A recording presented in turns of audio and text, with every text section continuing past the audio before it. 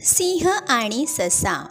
कोणे एकेकाळी एका जंगलात एक क्रूर सिंह राहत होता.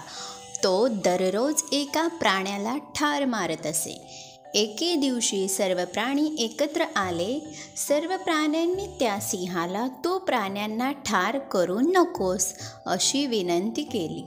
माझ्या जेवणाच्या वेळी दररोज एका प्राण्याला माझ्याकडे पाठवा, म्हणजे मी अन्य प्राण्यांना त्रास देणार नाही, असे सिंह म्हणाला.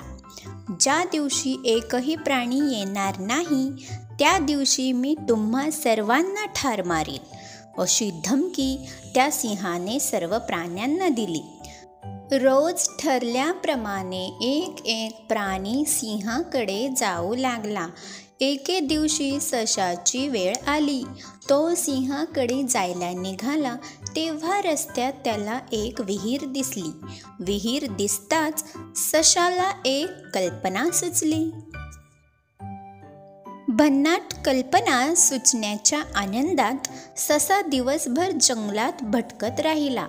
संध्याकाळी उशिरा तो सिंहाच्या गुहेपाशी गेला.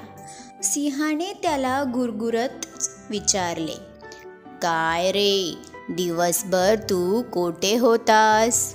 ससा अत्यंत नम्रपणे म्हणाला, मी येतच होतो, पण रस्त्यात मला दुसरा सिंह भेटला. त्याने मला अडवले. सिंहाने त्याला रागावूनच विचारले, कोठे आहे तो दुसरा सिंह? ससा म्हणाला, चला मी दाखवतो. सशाच्या पाठोपाठ सिंहाची स्वारी निघाली. दोघेही विहिरीपाशी आले.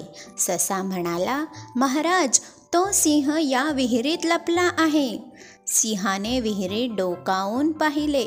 स्वतःचेच प्रतिबिंब त्याने पाहिले. ते प्रतिबिंब म्हणजे त्याला दुसरा सिंहच वाटला.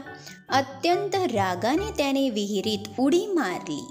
अत्यंत खोल असलेल्या विहिरीत सिंह पडला आणि जंगलातील प्राण्यांचा प्रश्नच सुटला. सर्वांनी सशाचा जय जयकार केला.